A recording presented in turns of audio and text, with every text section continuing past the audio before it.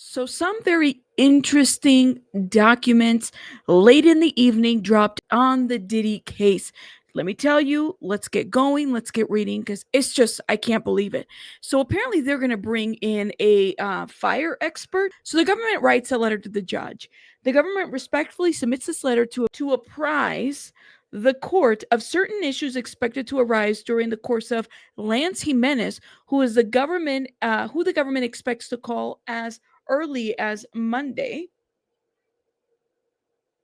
May 27th. So I'm sure they meant to say Tuesday. There's some typos in this letter from the government to the judge, by the way. Let me just say that.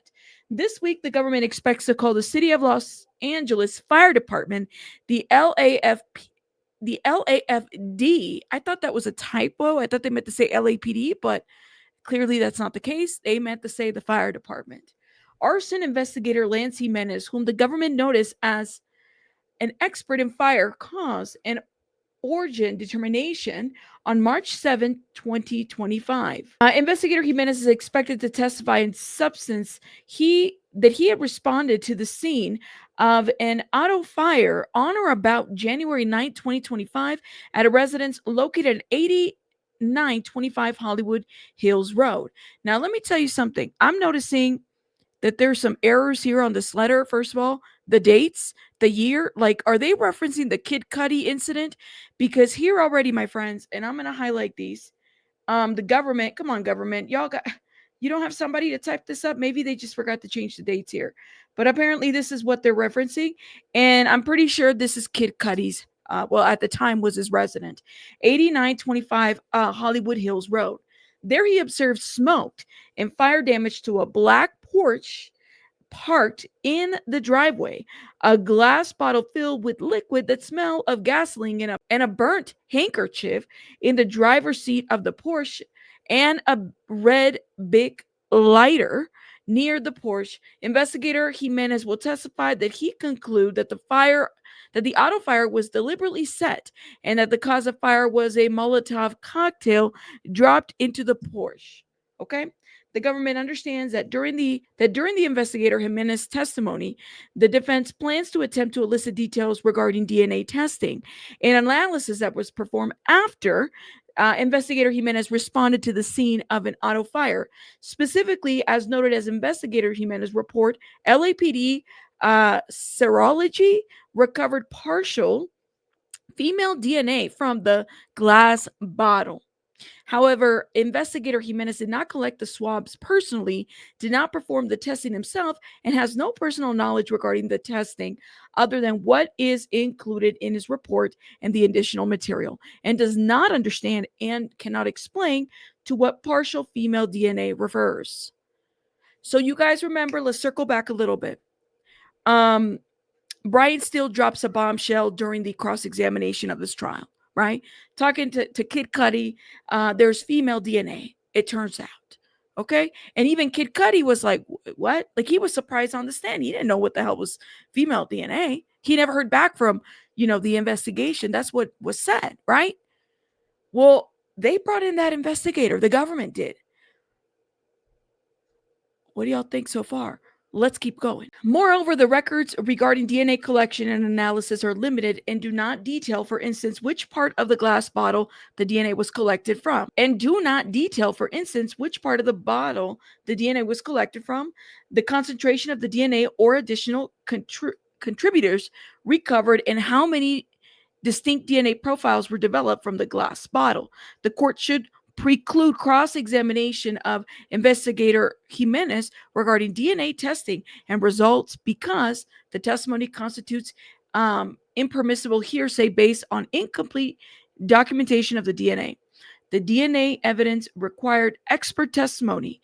Cross-examination of investigator Jimenez about the DNA results violate federal rules of evidence 702 and 403. So I guess the government is asking and saying that the defense can't question this professional investigator. I don't know. First, the defense should not be permitted to question investigator Jimenez about the DNA testing and results because such testimony would elicit inadmissible hearsay and should be excluded on those grounds alone. Investigator Jimenez did not swab the evidence for DNA and did not conduct the DNA testing, did not perform analysis, and did not author any report. Okay, so bring in the person that did all that. If it wasn't Jimenez, then bring in the person that did the swabbing and the collecting and the what I guess I'm confused. Bring him in. Accordingly, his knowledge of the results of the DNA analysis comes solely from an out of court statement made by a third party and quintessential hearsay. Huh? The defense has also not articulated any hearsay exception for the admission of the evidence. The defense thus should not be permitted to admit the results of the analysis through investigator Jimenez or ask investigator Jimenez about the results of the DNA analysis.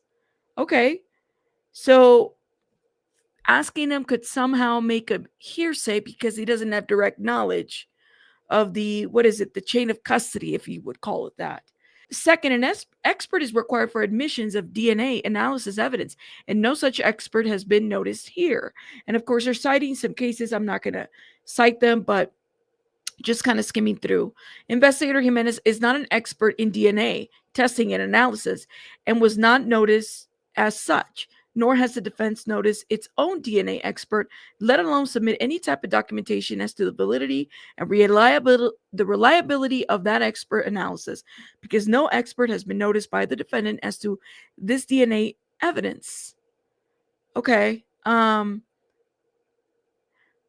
the footnote says certain material obtained in discovery indicates that investigator Jimenez requested the multiple evidentiary items, including the glass bottle, the burnt handkerchief, and the big lighter, be tested for DNA. The case material includes a 2-page forensic case report dated March 22nd, 2012. So clearly there's some whoever typed this up did not update the dates. They got the dates wrong up there, which include merely that a partial DNA profile obtained from the glass bottle is consistent with the female contributor.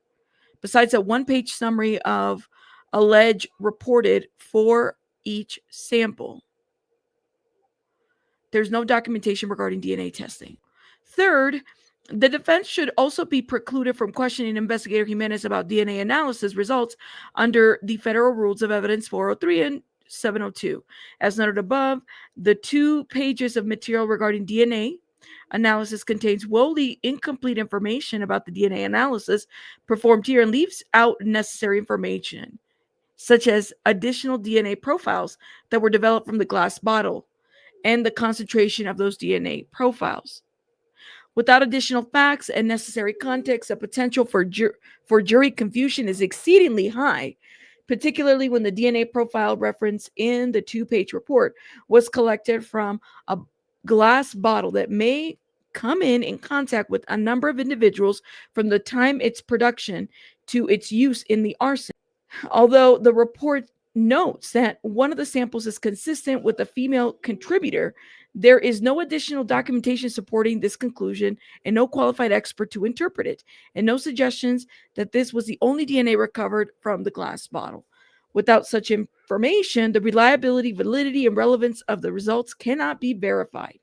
Okay, they're citing more cases. Okay, and then it further says, on the other hand, if the defense is allowed to mention the DNA results, there's a serious risk that the jury will assume that such evidence is reliable and valid.